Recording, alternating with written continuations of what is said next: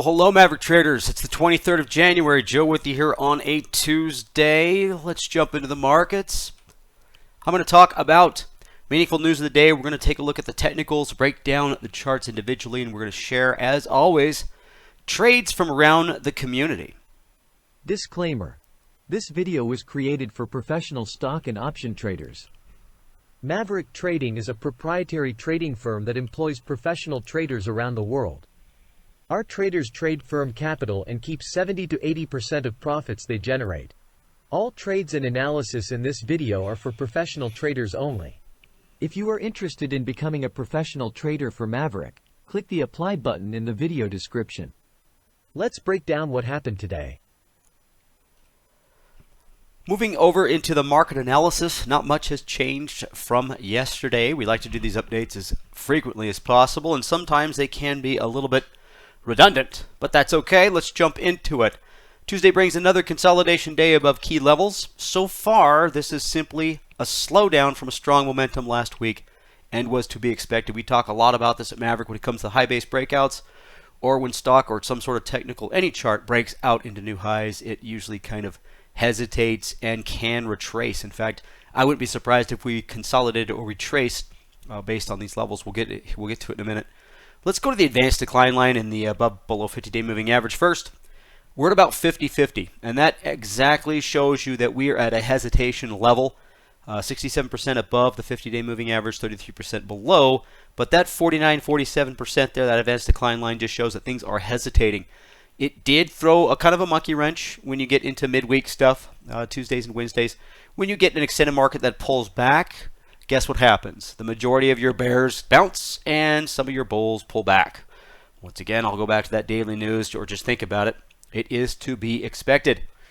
How did we finish? Flat. The Dow down 0.25%, the S&P just over a quarter. The Qs just shy of a half, and the Russells down about 0.60. I've got the chart of the Russell, so I'm going to show it to you here at the end of this, at the end of these charts here, because it was pretty interesting little pattern going on. Oil and gold just kind of bouncing around. Not a lot to report on that end, as a lot of this action is into these new highs. And what do I mean by that? Well, let's jump into it. Here's that SPY. We know we broke into that new high. Yeah, tell me something I don't know, Joe. You've seen this over the last little bit, but here we are anyways. And we've got this nice little area here, pretty comfortable. This is a great, strong breakout on pretty decent volume from Friday. And yes, this is exactly to be expected. I would not be surprised if we put in a few more of these days. We are in earnings season. We do have some announcements coming out. We got all sorts of politics. We got plenty of stuff to rattle trees and shake things up, but I don't know if it's going to be enough to break anything significant to where I'm going to buy more bulls or get out of bull. Well, I'm not going to say it right now, folks. I don't exit positions unless they get to expiration, but I'm not going to panic. How about that? I'm not going to react. I'm going to stay true to my outlook that has been pretty much the same outlook for the last few weeks to a month now, even though we are in a little bit of a consolidation. So I expect this to continue outside of any unforeseen circumstances, right?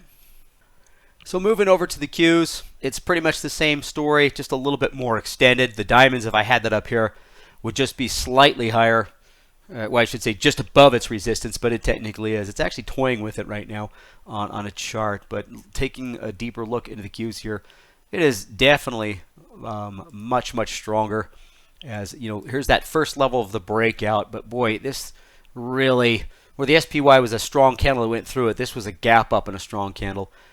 Nice increase in the volume if you take a look at it there. But once again, it's still the same hesitation. I would not be surprised to see a pullback. Now, folks, this pullback only creates more bullishness in my eye. So my outlook's going to be the same. You'll see it here in a second. But the worst I'll go here is a 0. Even if it starts to pull back, I'll be looking to see if some bears might kind of rear their heads if some of the weaker stocks start to fall apart. But usually with corrective action comes corrective sector rotation or movement as well. So that's why when these hesitation days in corrective action, you're going to see your bulls go down and your bears go up. It's totally normal. No cause to panic or set any sort of long-term outlook or changes, especially to our portfolios. So that's kind of where I'm sitting on those two markets. Let's take a look at the heat map. And with a 50-50 day, advancers to climbers, we're going to get a 50-50 day. I'll just make that note right here because it's in front of me. And you will see that this sector over here that is primarily always weak is got a whole bunch of greens and browns in it, not so much red, and that's the bounce we're talking about. Not a lot of pullback here in the technology side, and the software infrastructures, the semiconductors, all this stuff has stayed pretty strong, so more of a sideways day for them. But if you take a look at energy, once again, a pretty good bounce where everything's kind of showing a little bit of green or even a shade of brown for I guess, lack of a better color. So the last chart I wanted to pop up here, I thought it'd be kind of fun. This is the Russells. It's been super active. I've had some questions come across the board about it, and so I figured, hey, let's take a look at it together as class. Might be something to spend a little bit of time on since not much has changed from Monday to Tuesday. But I do like this bounce off of that rising 50-day. You had the bend on the 20, and it looked to me like this was going to turn back over. In fact, back before this bounce, this was a -1. Right? It was below the moving average, which is sloping down above the 50. The only thing, actually almost a -2 at that point. And it's since really pushed hard to get back to where it was. Now, what I found a little bit interesting was this is a dark cloud cover pattern. Let me see if I can get both candles in there, which is a gap to the upside. It opened higher and it closed lower. Now, I'm not thinking this as a super ominous, a true dark cloud cover. I believe the body of the red candle needs to be in the middle point of the previous green body. Somebody can check their Nissen book and see if I'm right or not. But so it didn't quite get there, and in fact, it did shadow. Let me see if I can erase some of this so you guys can see it. You can see the shadow there. Yeah, now you can see that shadow as if I start to erase some of this stuff. You can see it was about halfway through that candle, but it came back up to close pretty much at that 20-day moving average. So it's a little bit optimistic where it's sitting right now. I don't know if it's going to have any sort of follow-through. This, I would expect to hesitate or even pull back as well as the rest of the markets over the next few days. It really just depends on what happens news-wise and where we go. But I'm not really expecting too much out of this week, except for more consolidation and a pullback. But I'm going to keep my eye on the Russells here, as it's pretty just kind of an interesting chart. So where am I at? No change. We're no change. I'm no change from the previous week, the week before that. +3 overall in the monthly outlook, which is great. My portfolio is exposed to the correct side. If everything's good, a little kind of hurts when you get a good surge to the upside. You want to take some profits off your bulls. You shouldn't, and you don't. But days like today or yesterday when they hesitate, you'll see some pullbacks. You might see some red. Don't get frustrated. Don't get worried. Don't get jumpy up here. Just trust in it. I got a +1 here. If we consolidate a little bit more sideways, that's going to stay. If we pull back a little bit, I'll go to a 0 and that's it. However, it kind of takes away some of the trades that I have on my list. Guys, we show these day to day. That doesn't mean we're abandoning all the ones we showed you previously. It's just, hey, these are the ones that kind of look decent at this moment. Energy held in there pretty decent. I've got ON, and then O, which is a realty company as well that came from the Friday class. Still looks pretty good sideways.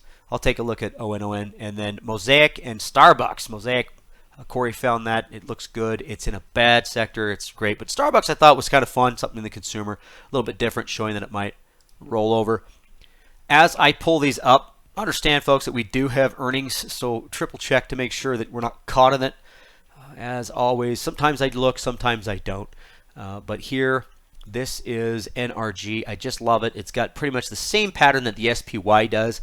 Look at that. Just a beautiful move to the upside. We took a look at this last week. I still like it here. Diagonal spread, vertical spread. I think it's got some serious potential moving forward. If you're a little bit worried about a pullback, it might pull back. That's why you can do maybe a targeted butterfly here. Place something, what am I going to say, to the a little bit more of a credit on it. That'd be fine. You could play a credit, something like that, but it looks pretty good. This is our sideways. This is ON on holding, and I do like it because we have the crossover.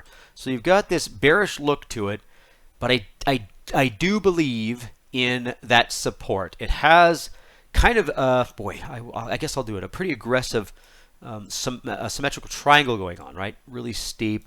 I guess we could make the argument of this point here. Today's candle is a little bit ominous, but if it can stay above that 20-day moving average, I'll draw a line to it. It's right here. this is that bearish cross, then we might have something kind of sideways. Now for you bears out there, this is actually a pretty decent level to maybe make a bear trade. Let me see if I can't erase everything. I'll just start it over and draw. So what I'm looking for is another resistance level, and it's slightly lower than previous.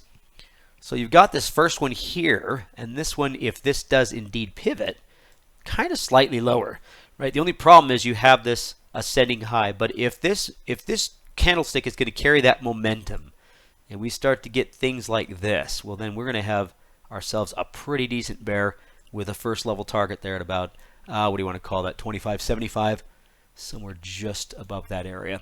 Be patient on this. I'm more of a sideways on it, obviously, but if you think things might slide here in a little bit, or we might get that correction, right?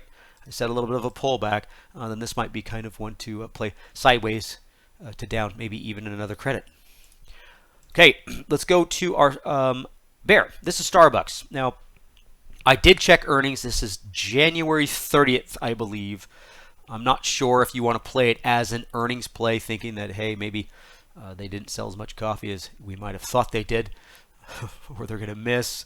But I did kind of like how this rolled over, where everything else is just kind of, understand that we did get a market that broke into new highs, and this barely retested its falling 20-day moving average. The volume is not falling apart. It's not getting weaker. It's actually pretty decent, but it does have a pretty good support level here at about 91.5, and then you can see back here it's got some areas where it could be targeted. You want to play it as an earnings play, fine. If you think this could melt down as the markets pull back, this might be a cool 1 week. What's today? The 23rd, so 7 days. Maybe play it the rest of this week as kind of a credit spread, or a bear credit spread, just for the short term, if you want to kind of hedge that out. These are trades that you don't want to put a lot into. You don't want to overthink them. They kind of are what they are. Shorter term, especially if you're like me and you should be playing a top-down approach that is leaning bullish. So this would be kind of like a little chintzy, cheap bear. So we got political excitement, earnings results, and economic reports, and these things can all create volatility. Be mindful of the technical levels, and this is the most important. When you're up at a high and you're sitting there and you're wondering where to go next, sentiment change should be seen in the charts, not in our opinion. The political race, the warning signs of a recession, the Fed getting too aggressive in what they said they might cut rates. The economy's not strong enough for that yet. Or blah, I mean, come on. It's all over the place. It's very difficult to differentiate your opinion and your belief and your ideology, especially when you see a market that quote-unquote feels high and you have the ability to take profits and run. It's in our nature. That's the greed part and the fear part working at the same time. Let's wait for sentiment change. Don't worry about it. Earnings results will be good or they'll be bad, and then things will be reaction to it. Let's watch the charts change before we do. Economic reports more slowing in leading indicators, but less than forecasted. That's what I'm talking about. Things that are showing, hey, we've had 2 manufacturing numbers over the last couple of. Last week was a really weak one from Philly. But, it can be shorter term, short-lived. We have a strong economy, a strong consumer. Things are all just still pointing up. We do have the GDP for Q4, jobless claims, durable goods, and new home sales coming out Wednesday, Thursday, and then the PCE on Friday. We'll see how the Fed reacts to that and if they have any sort of statements or minutes that could, give us an idea of where they're leaning. Past that, we have earnings. Earnings are all over the place. We'll see them come in. If they're good, they're bad. We got Netflix and Texas Instruments probably going on as I'm talking, but always check your potential trades, and we'll just go from there. So remember, folks, let's see what happens first before we react, and make sure we continue to follow our charts. From yesterday, today, and even Friday, not much has changed, and neither should your portfolio. You want to add a trade here or there if things are coming to fruition at the end on Friday.